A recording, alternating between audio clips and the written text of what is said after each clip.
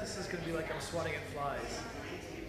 God sent his son, they called him Jesus. He came to love, heal and forgive.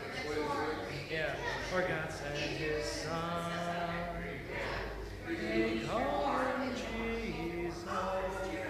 He came to love, heal and we'll see. We'll see how it goes. What? I'll change it up a few times and see how it works. Okay.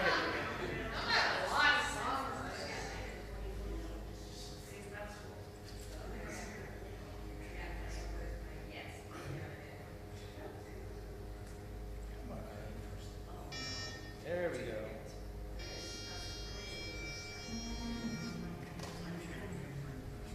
God sent his son, Jesus. He came to love, heal and forgive. He lived and died to buy my pardon. An empty grave is there to prove my Savior lives. Because he lives, I can face tomorrow. Because he lives, all fear is gone. Because I know he holds the future, and life is worth the living just because he lives. How sweet to hold a newborn baby and feel the pride and joy he gives. But greater still, the calm assurance this child can face uncertain days because he lives. Because he lives, I can face tomorrow. Because he lives, all fear is gone. Because I know he holds the future, and life is worth the living just because he lives. And then one day I'll cross the river, I'll fight life's fight, no more with pain. And then his death gives way to victory. I'll see the light of glory, and I know he lives. Because he lives, I can face tomorrow. Because he lives, all fear is gone. Because I know he holds the future, and life is worth the living just because he lives. Sorry, I just settled into the timing. Please.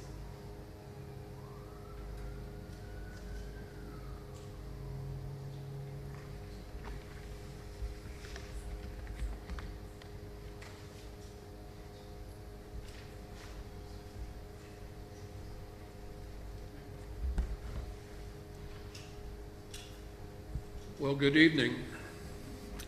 Brother Suresh texted me this afternoon asking if I'd do the class. We knew that he was going to have a very busy week this week, but I believe he has bosses that are in the country right now, and I think yesterday and today, I think they're supposed to finish today. So I'm sure he's going to be exhausted. But I'm certainly happy to take the class for him tonight. Does everybody have a book? Do you have a book back there? Oh, Brother.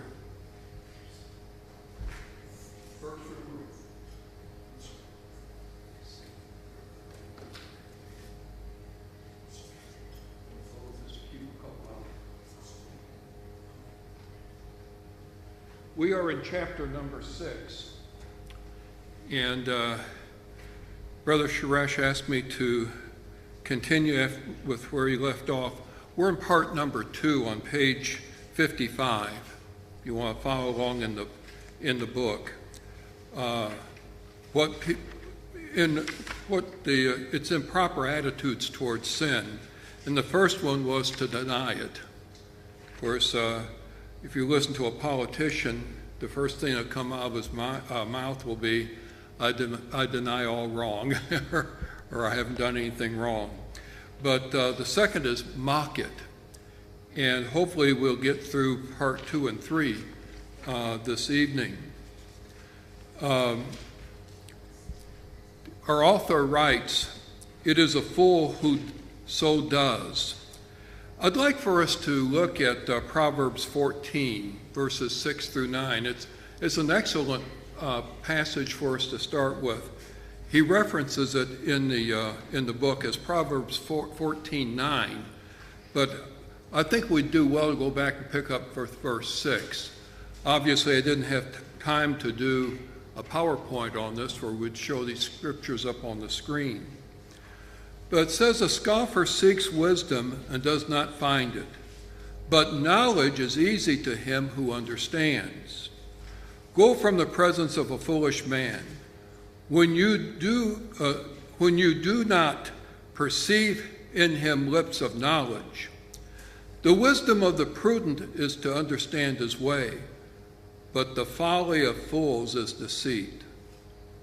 Fools mock sin, but among the upright there is favor." You know, you come across the word here, scoffer, and it's strong with the idea that he's strong in his ideas, and he's reluctant to take the word of others. In other words, his mind is already made up. He's stubborn. He's determined to do what he wants to do or believe what he believes. And this is centered around pride. And we find that perhaps the first sin was pride. And it seems like that pride is always behind sin. And one who has understanding, according to our reading, easily picks up additional knowledge from what he reads, or for what he hears and studies, and what he's instructed in. But the scoffer, because he has made up his mind is closed, won't let anything else in. For he cannot understand or comprehend whatever comes into contact with him. Similar to this, we find a reading in Proverbs 9 and verse 9. "Give instruction to a wise man, and he will be still wiser.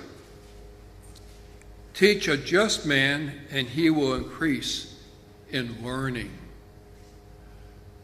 So what we're talking about here is a person who's open to a discussion on sin. I bring this up because this is not a particularly popular subject to have in a Bible class. People want to talk about other things than sin, but sin is man's greatest problem. Proverbs 17:24 reads, "Wisdom is in the sight of him who has understanding, but the eyes of a fool are on the ends of the earth." That is, the fool's eyes are a long way off to the ends of the earth, which means that he's not even aware of what is immediately around him. He sees greener pastures to the ends of the world, end of the earth. And it sort of reminds us of that younger son in the prodigal son, who acted so foolishly with his inheritance. We go back to our scriptures here that the author has given to us in Proverbs 10:23. I like this. It says, "To do evil is like what? Sport. Sport to a fool. What does that mean to you? It's a game with them. That's right. It's a game with them. Not realizing they're going to get burned. Yes, Jennifer? Yes, there can be competition. Who can outdo the other? But a man of understanding has wisdom. That's why we went with the other passages. The second point the author makes is to make sin a joke. We mock it by making sin a joke. Something funny, something that is fun, is to mock at. Now, he says there's nothing wrong with good humor and a hearty laugh. Proverbs 17:22 reads, "A merry heart does good like medicine, but a broken spirit dries the bones." I enjoy humor, maybe too much, but it keeps us in a good nature. But you don't do that with sin. Yes, Brother Bergstrom? Throughout the 80s and 90s, I remember amongst all my friends the multitude of jokes about homosexuality. Yeah. And then once I was directly, when I was finally directly faced to it, it wasn't a joking matter. And that points it out, because of that all throughout my life, it watered down the very nature, not even being a sin anymore. It was literally just a joke. Right. There was no. And it was a joke at the expense of others. Correct. And that's not right. So we do not want to be laughing ourselves to hell. Because if we're not careful, that's what we'll do. Read and profit from the following excerpt from a newspaper article concerning finding sin hilarious. Let's read it, and then I'd like for us to comment on it a little bit. It says, Babylon saw it that way. In other words, making fun of sin, laughing at sin. And the writing came on the wall. What's the handwriting on the wall?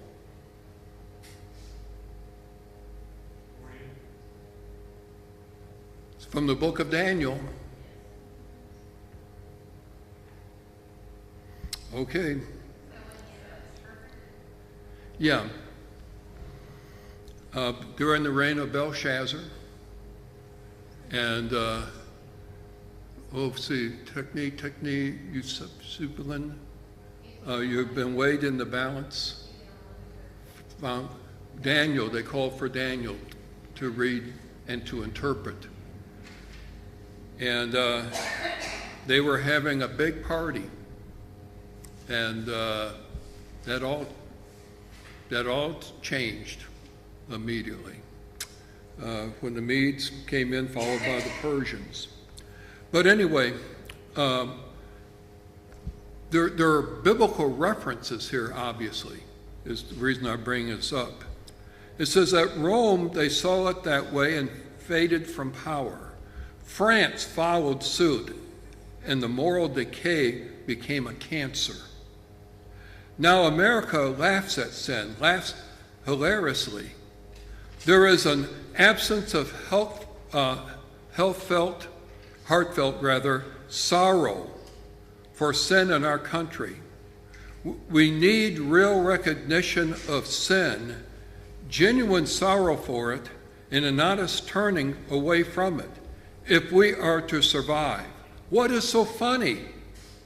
Are atomic bombs, broken bodies, and full of sanitariums funny?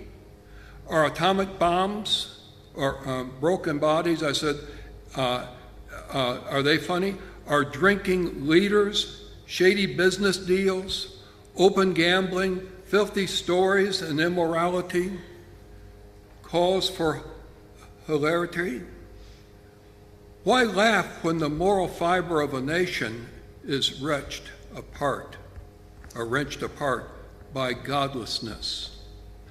I wish Brother Winkler supplied the reference to this. This is a newspaper article, and it's at least 50 years old. At least 50 years ago.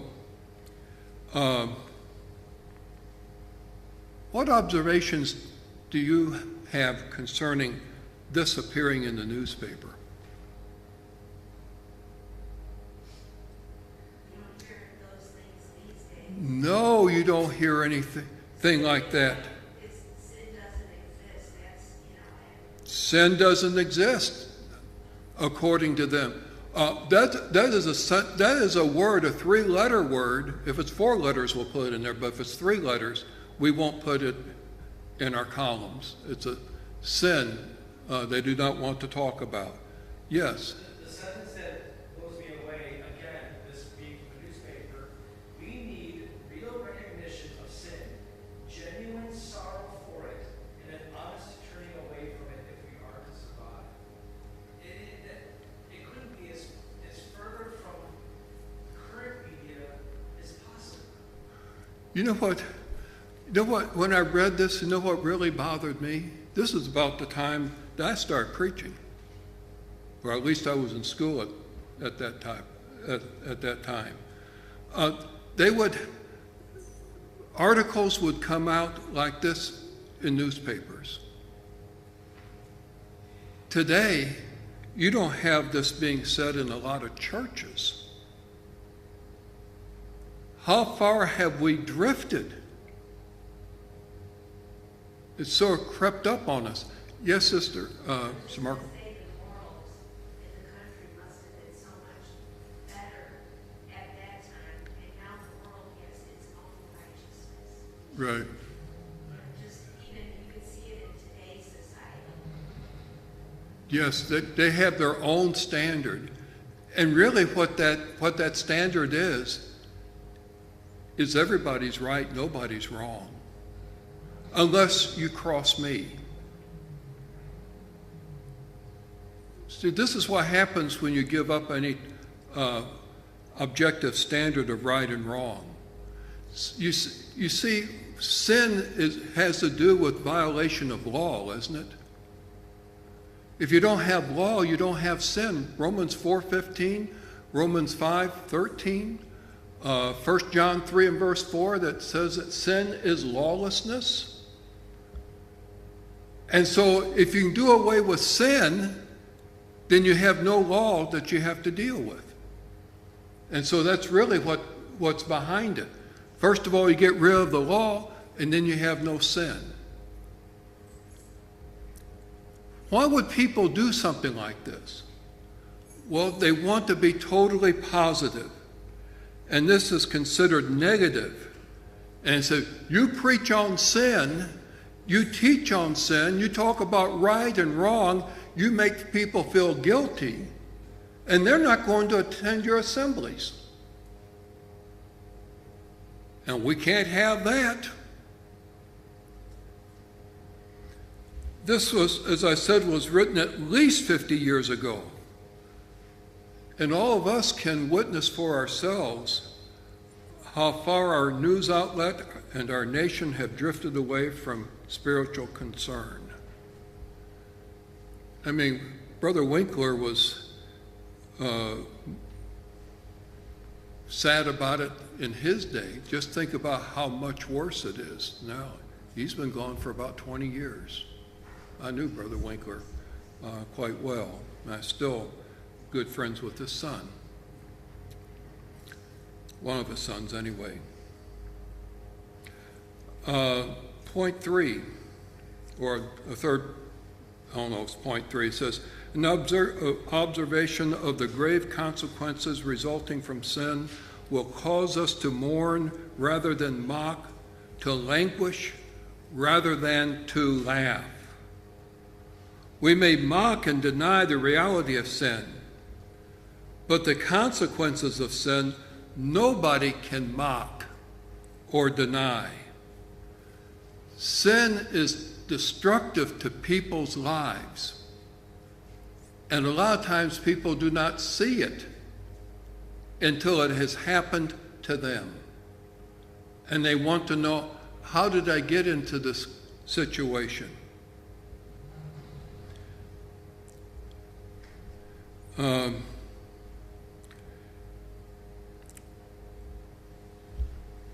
These tears have dimmed our eyes.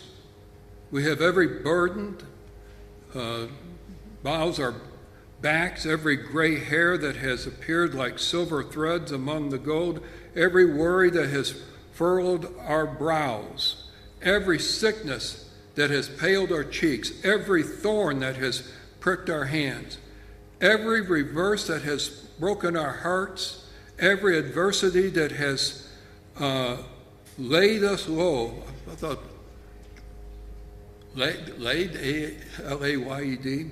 Anyway, should be wrong word there, isn't it? Laid us low. Every open grave we will have to stand beside. Yea, this and much, much more has resulted from sin. And all you have to do is go back and read what happened at the fall of Genesis 3, don't we? God said that this is what was going to happen. It was going to happen in childbirth. It was going to happen in the fields. What questions or comments do you have on mocking sin?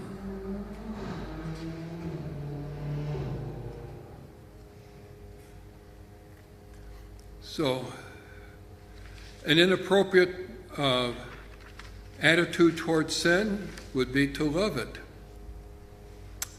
Our author goes on to write, there are many passages in the Bible concerning the love of sin. Let's look at a few of these right now. I suggest we start with 2 Peter chapter 2. He gives us verse 15. I'd like for us to read a few verses that lead up to verse 15. Let's read verses 12 through 15 because we kind of pick up here what sin does to the mind, how it affects our thinking. Again, that's 2 Peter 2, verses 12 through 15. But these, like natural brute beasts, made to be caught and destroyed, speak evil of the things they do not understand. That sounds familiar, doesn't it? Failure to understand. People do not understand the seriousness of sin. They do not understand the consequences of sin until it has arrived.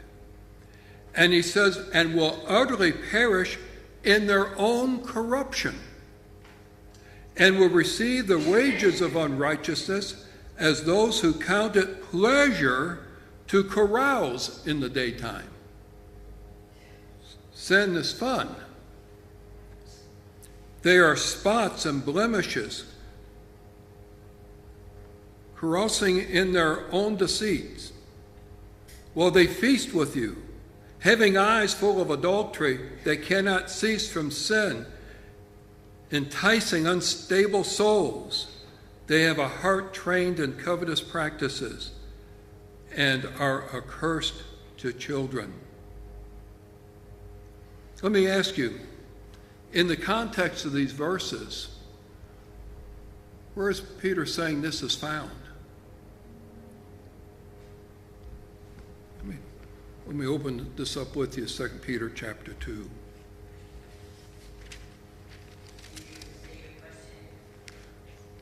According to Peter, where is this behavior, where is this sin being witnessed?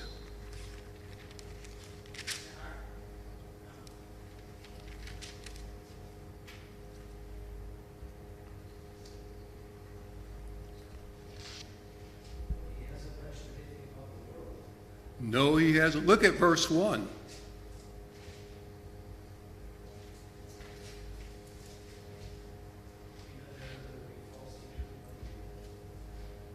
Or among the people. even as there will be false teachers among you who will secretly bring in destructive heresies, even denying the Lord who brought them, and bring on themselves swift destruction. Who are these people? Preachers and teachers Members of the church. Oh, yeah, man, you got to watch those people out there. What about the people in here? It's quite disturbing that so often as we read about how, Christ corrected the Pharisees, it seems like the church is worse off than the Pharisees were with all the things. At least the Pharisees were doing it, granted out of, haughty nature, but they still were trying to keep the law. Yes, I'm glad you brought that up. Brother Bergstrom's talking about we have people here that are worse than the Pharisees. Well, Jesus interacted with the Pharisees because he had more in common with them than any other group. And because we read of these encounters and Jesus correcting them, showing their faults and so on, we tend to think that they were the worst of the Jewish sects, but they weren't. They were probably about the best there was, because at least they had respect for the law. You had the Herodian sect. You had the Sadducees. The Sadducees were very worldly. They didn't even believe in angels and life after death and that type of thing. Jesus had very little in common with them. And they would argue with the Pharisees about such things. And in fact, what was Paul? He was a Pharisee of the Pharisees, that's right. That's what he calls himself. And by the way, the Pharisees, does anybody know what the word means?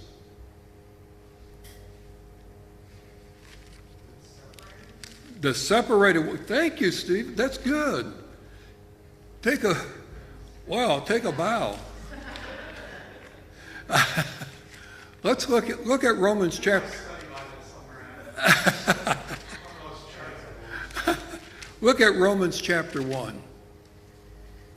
You kind of have, you sort of have a play on words here. Romans chapter 1, verse 1. This is the way Paul identifies himself, the way the book opens up. It says, Paul, a bondservant of Jesus Christ, called to be an apostle, separated to the gospel of God. But you don't know what the word separated is. It's the verb form of Pharisee. He's saying here that he is God's Pharisee. He's not a Jewish Pharisee. He is God's Pharisee. He's been separated to the gospel of God.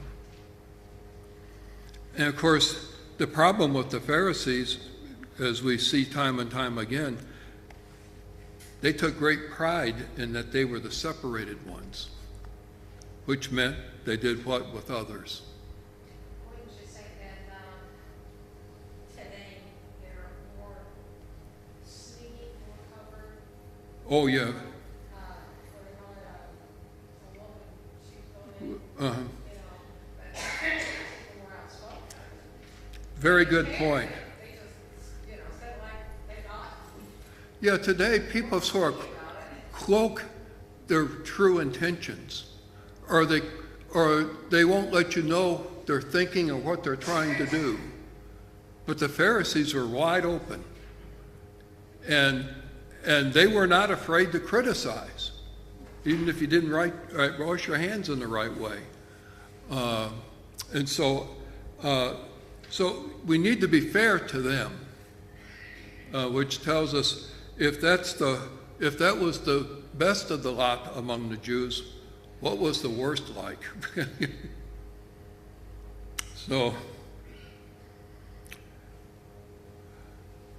So anyway, he is, if you read the rest of the chapter, he's talking about these people being in their assemblies.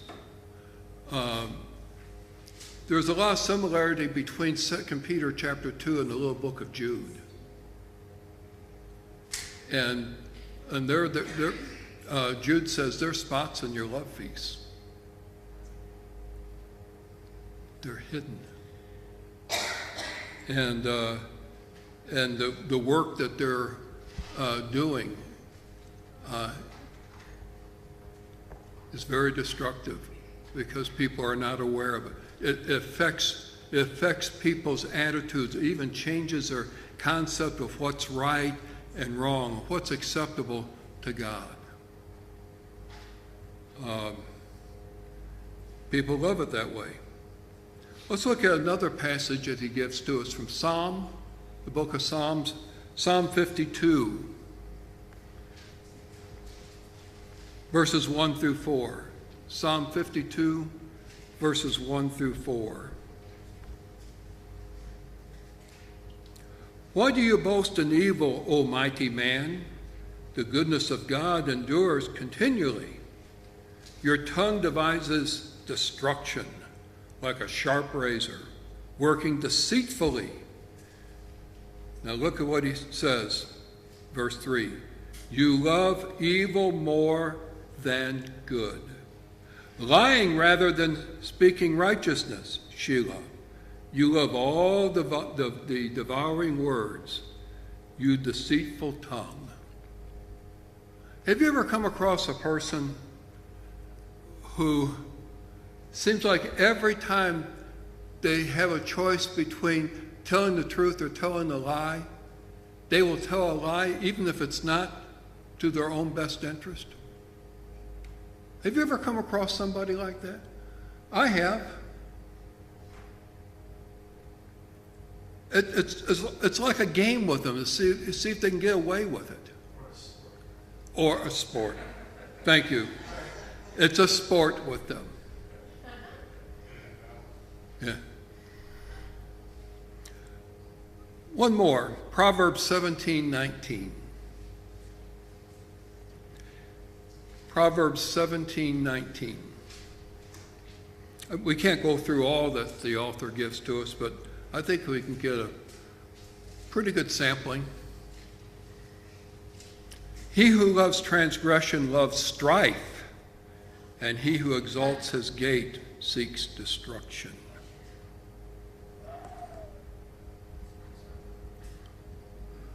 Man, you see that sometimes in politics, don't you? Just working up people. Yep. You can't let things settle down. You know, people get along. We got to keep it some sort of controversy going all the time. Yes. I think they feel some way empowered. Yeah, empowered that they can control people like that. Again, going back to, it's a sport. Point number 2, men have pleasure in that which they love. Men who love fishing, hunting, athletic games find pleasure in the same. Correspondingly, those who love sin find pleasure in unrighteousness. I wish we had time to really discuss 2 Thessalonians 2, verses 10 through 12. But in that context, these people don't even want to know the truth. They want a lie. They prefer lies over the truth. And God says, I can be accommodating. He says, if you want a lie you shall have. Not only that, but I'll make it convincing to you. Why? Because you love the lie before you love the truth. More than what you love the truth. He says, study also 2 Timothy 3:4, Proverbs 21:17, and Romans 1:32. Let's look at least one of these. 2 Timothy 3:1 through 5. 2 Timothy 3, verses 1 through 5. He gave us verse 4, but we're going to read 5 verses because in this reading there are other things that people love. Listen carefully to what the Apostle Paul writes. But know this, that in the last days perilous times will come. For men will be lovers of what? Of themselves. What was the word that we used a while ago for that? Pride, that's right. Lovers of themselves. Lovers of money. Boasters, proud, blasphemers. Disobedient to parents, unthankful, unholy, unloving, unforgiving. Slanderers. Without self-control, brutal. Despisers of good. Traitors, headlong or headstrong. Haughty, lovers of pleasure rather than lovers of God. Here's the one that's really scary. Having a form of godliness, but denying its power. What is that statement saying to you? Having a form of godliness, but denying its power. And he says, from such people turn away. Pharisee. But you see, Sister Shirley says, well, like the Pharisees. But again, they wouldn't cover all of these. Some of them, yeah, they are lovers of money. we come across some situations like that. Okay, they try to appear holy. That's what you have, having a form of godliness. But they're what? Fake. They're fake. They're not the real thing. And people who are not schooled in what is right can easily be carried away by such godliness. And a lot of people are. I would say most of the population is, because they just don't know. And the reason they don't know is they don't want to know. And what you don't know will hurt you. What about Proverbs 21:17? Proverbs 21:17.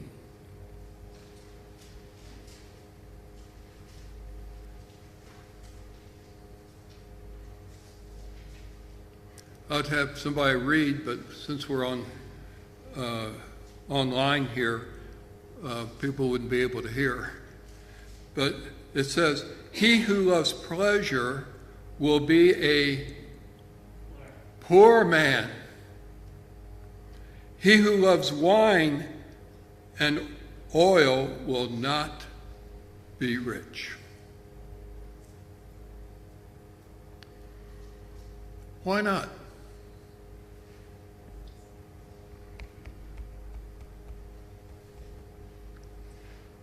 When we're talking about pleasure, what is this talking about here?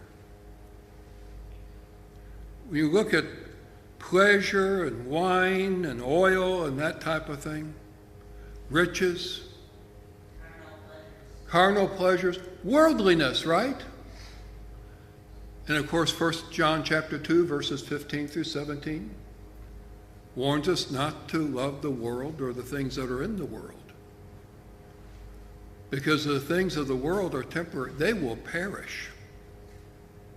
They're very deceitful. You see, this is valuing pleasures and riches more than loving God. And it's a constant test for us. So consequently, as long as we love sin, it will appear beautiful, fine, fulfilling, enticing, and alluring, Brother Winkler says. What do we have to do to overcome sin? You've got to hate it. You've got to hate it with a passion. You can't be indifferent towards it. You have to hate it.